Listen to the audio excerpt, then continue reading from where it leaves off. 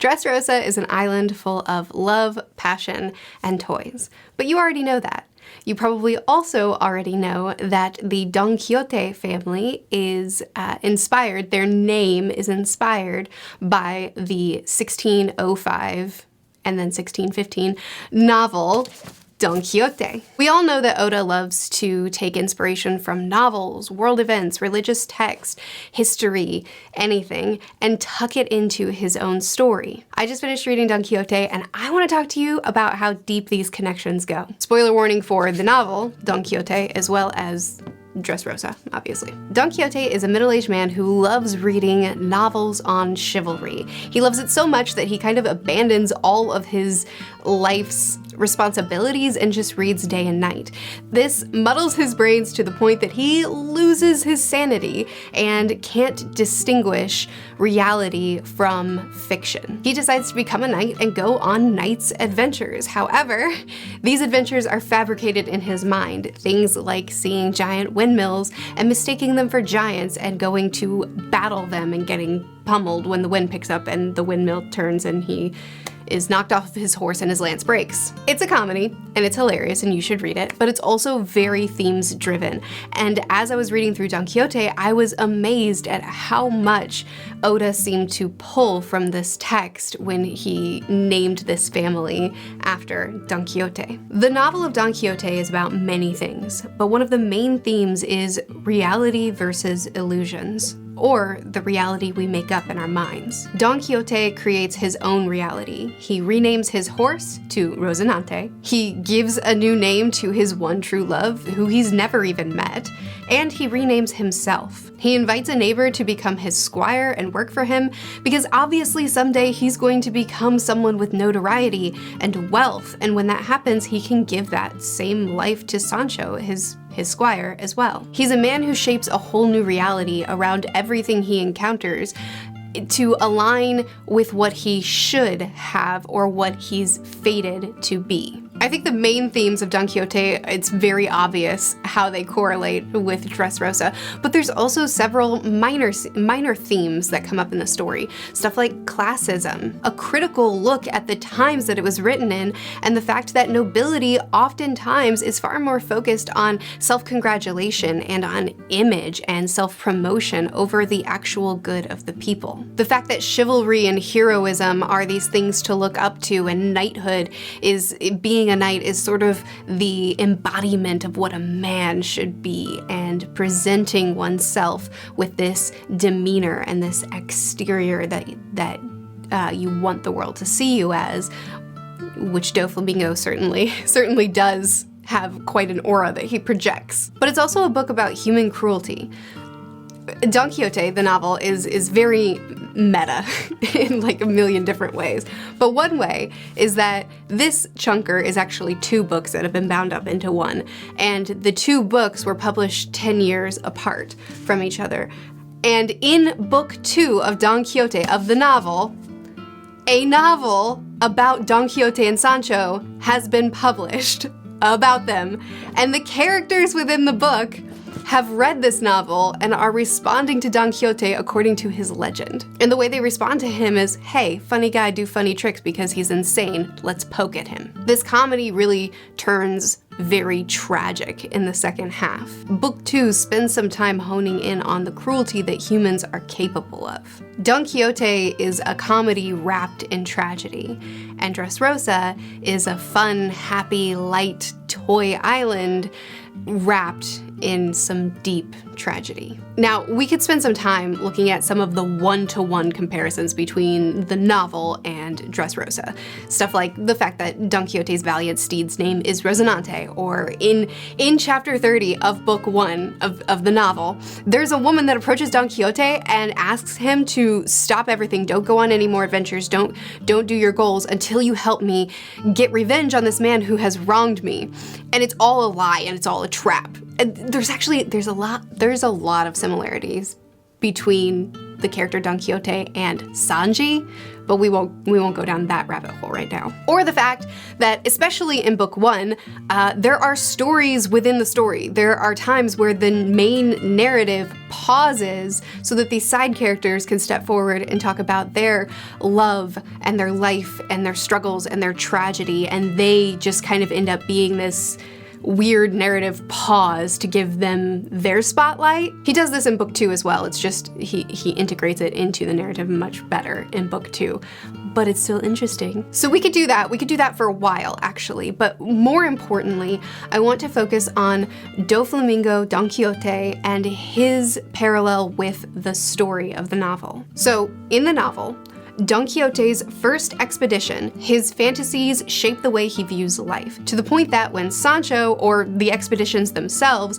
prove that his delusions are wrong, he makes up excuses of how his enemy must be conspiring against him, and he refuses to lose hope in his beliefs of valiantry, honor, and chivalry. In the second expedition, he's far more violent and aggressive. He starts instigating fights, stealing objects that he believes he deserves because of his noble quest, and trying to save a young slave boy, but then he doesn't listen to him and ends up putting the boy in a far more brutal position than if he hadn't stepped in. The first novel ends with him being captured and imprisoned while still being lost in his delusions. In book 2, as I already mentioned, a novel about Don Quixote and Sancho has been published. We already talked about the cruelty of some of the people who read it and how they respond, but another element to this novel within the novel is that Don Quixote and Sancho aren't happy with their depictions. They don't feel like their history and adventures have been told correctly. Some of it's true and some of it's made up. At the end of the novel, Don Quixote ends up giving up his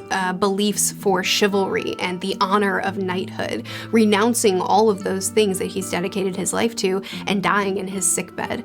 It's a tragedy. It's a tragedy about delusions. It's a tragedy about cruelty, and it's a tragedy about the fact that sometimes life isn't the stories that we make up in our heads. I like to think that when Oda was creating the character Doflamingo, that in part he looked at the story of Don Quixote and he asked, what if?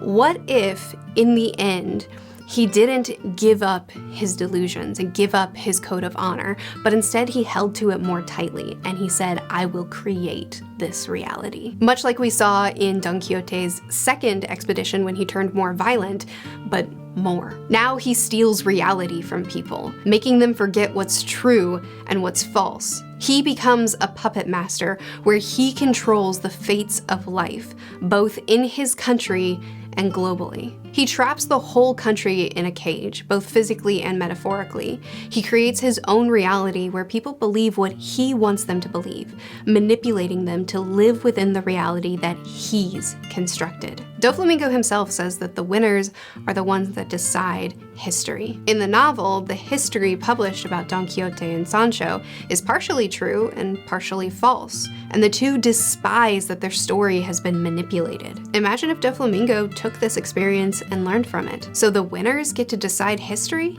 Then I'll always win. I'll make the king of this country a villain. I'll rewrite the history of anyone who opposes me, and I'll make sure that no one can write my story for me again.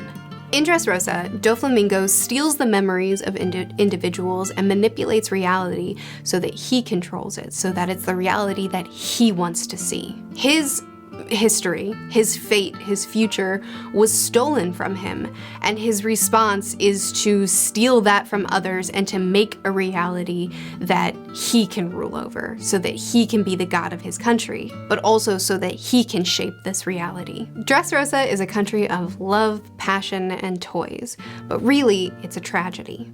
Don Quixote is a story of chivalry, passion, and adventure, but really it's a tragedy. There's a lot of parallels between the novel that Oda named the Don Quixote family after and the story that Oda wrote. There's scene comparisons, there's character comparisons. Most importantly, though, I think, are the theme comparisons. The smaller ones like classism and challenging the role of nobility, but also the biggest major theme in the novel is that of reality versus illusions. To me, I think it's just fascinating to dig a little bit deeper into the inspiration that Oda took and how perfectly he weaved it into his own story. Dressrosa is not a retelling of Don Quixote. The stories go in very different directions. They do very different things.